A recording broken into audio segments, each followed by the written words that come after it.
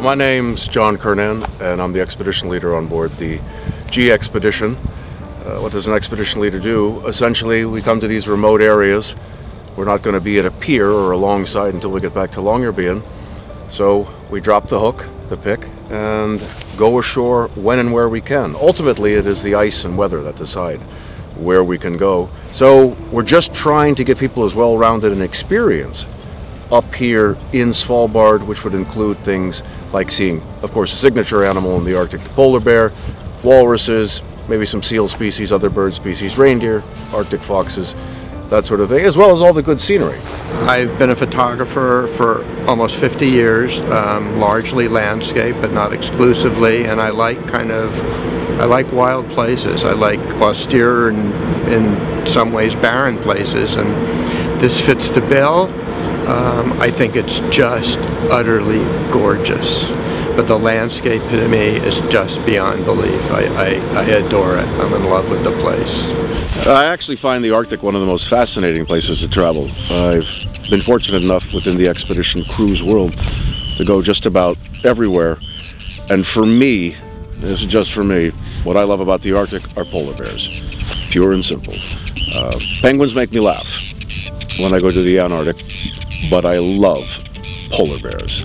And this is the place you got to come to see them in their natural element. But there's no shortage of other wildlife, including reindeer, foxes, lots of birds. Great place for whales if you come up here. A lot of animals do make the migrations north and south during their respective northern and austral summers in order to feed. And of course, the landscape, the seascape, ice, rock, sea, particularly ice. It exerts a powerful hold over people when you come up here. If you don't come up here, you'll never quite know, because it's something you need to feel. And you can only do that by coming up to a place like this. So here on board MS Expedition, we have 5 different categories for our cabins, and they are all great.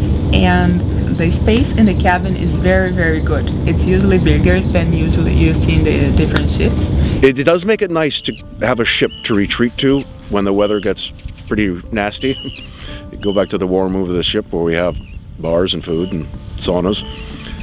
But then we can always step back out into this magnificent place where there are no people.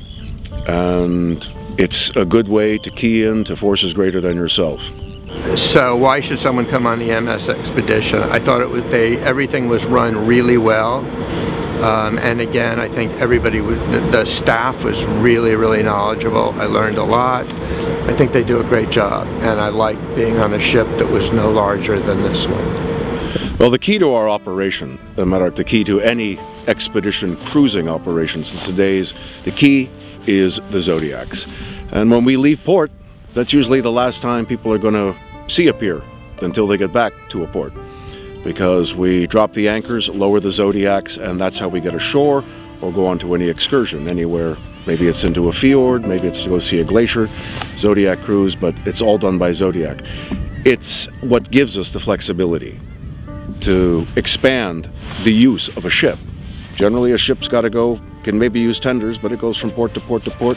A ship like this, anywhere we want, as long as it's safe to deploy the Zodiacs, we can go ashore. It's the backbone of our operation. We have a very good team of Zodiac drivers on board. They often also double as naturalists, gunners. We all have different skill sets. Most of our backgrounds are in science or history, for that matter. But it is the Zodiacs that separate this kind of an operation, this kind of a ship, from all other cruise ships in the world.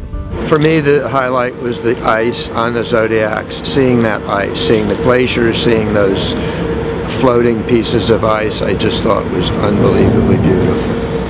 My personal highlight in the trips that we do here in MS Expedition is the ice. I can sit and watch the ice for hours. I don't know if I'm from Brazil and it's completely different from what I have there. And the ice, the iceberg, I think is just wonderful.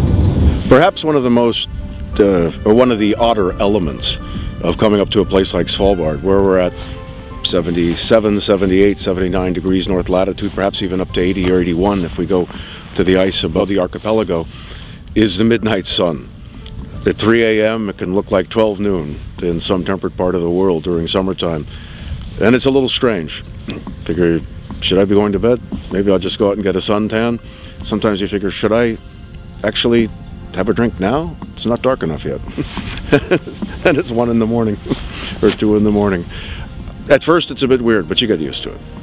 The main reason why people from all around the world should come to MES Expedition is because it's a unique experience. The places that we visit are beautiful, but really the main reason are the atmosphere that we have here. The crew and the staff members, the officers on board, they do their best to deliver the best service.